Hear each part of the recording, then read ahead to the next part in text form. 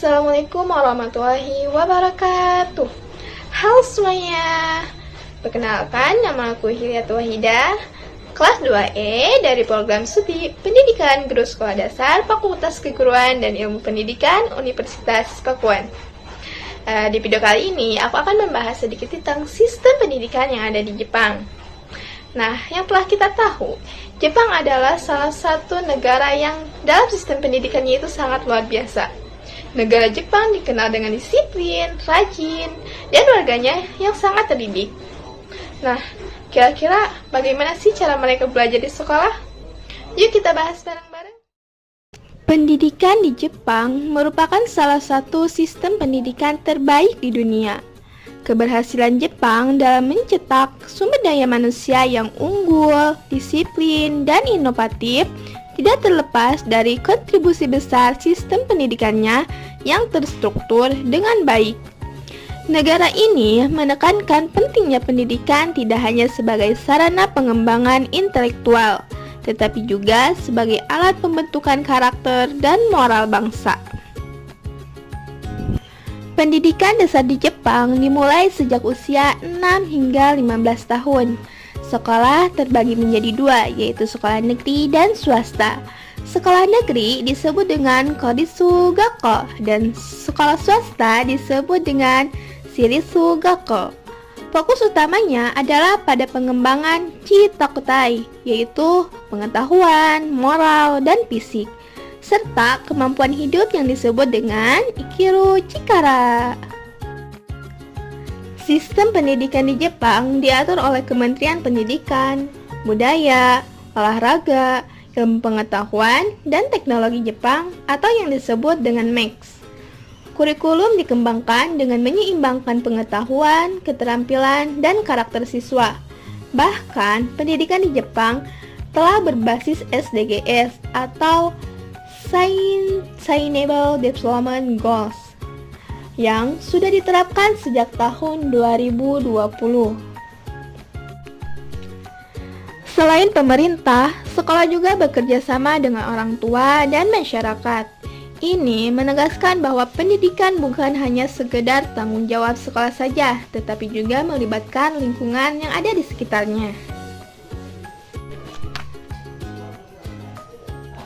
Beberapa kelebihan sistem pendidikan di Jepang antara lain: 1. Penekanan pada etika dan moral. 2.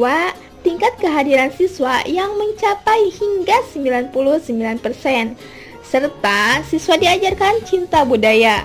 Menariknya juga, di sekolah ini tidak ada petugas kebersihan karena murid bertanggung jawab terhadap kebersihan kelasnya masing-masing. Namun, sistem ini juga memiliki kekurangan seperti tekanan ujian yang tinggi, kurangnya ruang untuk kreativitas, serta sedikitnya kebebasan berpikir dan inovasi. Seragam yang ketat juga kadang membatasi keunikan siswa-siswanya.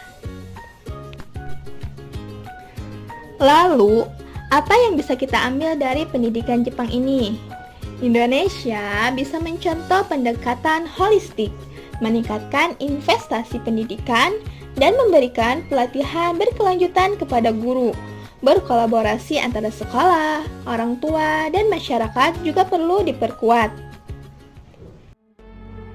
Meski dalam kondisi sibuk dan harus segera ke tujuan, mereka tetap tidak lupa untuk membungkuk.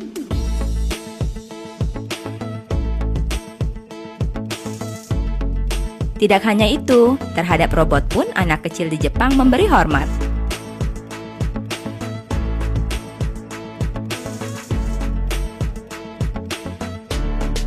Nah, kenapa mereka bisa seperti itu? Sekeping nyaring mendapat jawaban dari berbagai sumber. Ketika di belahan dunia lain, anak-anak diajarkan dan fokus pada pelajaran akademik, sementara di Jepang sebaliknya. Keluarga dan sekolah dasar lebih fokus memberi pelajaran tata krama, nilai-nilai kebaikan, dan kedisiplinan. Dari sinilah pembangunan karakter itu dimulai. Mereka juga diajarkan untuk mandiri. Orang tua tidak pernah mengantar anak-anaknya ke sekolah.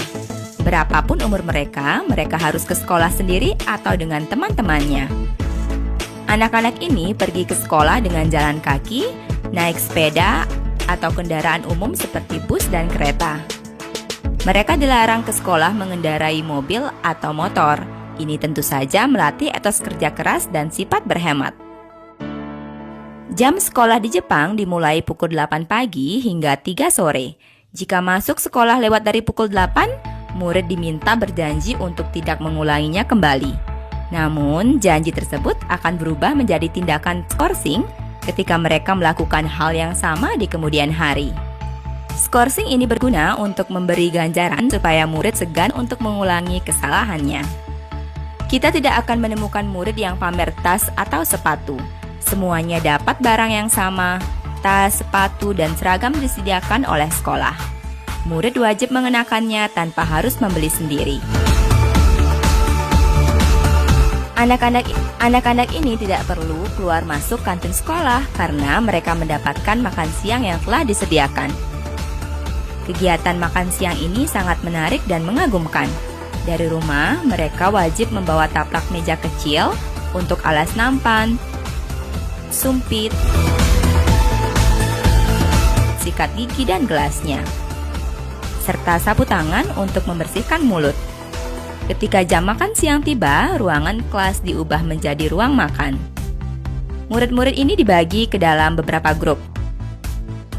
Ada yang bertugas mengatur dan menyiapkan meja makan, sementara grup lain mengambil makanan ke dapur sekolah.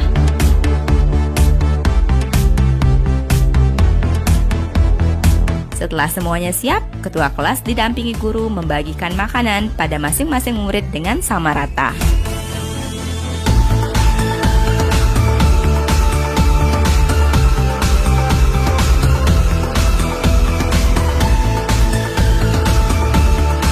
Selesai makan, mereka bersama-sama menggosok gigi di tempat duduk masing-masing dengan peralatan yang dibawa.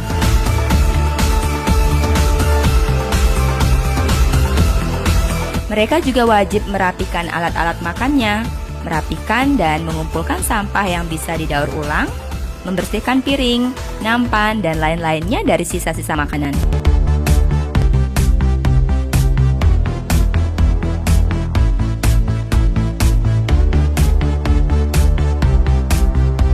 Sebelum akhirnya mereka membawanya ke tempat cuci piring.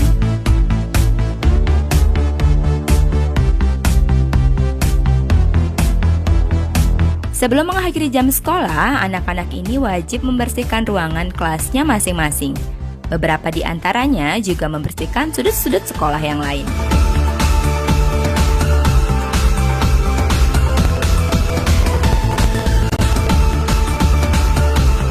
Pulang sekolah, mereka masih punya waktu untuk membantu orang tua.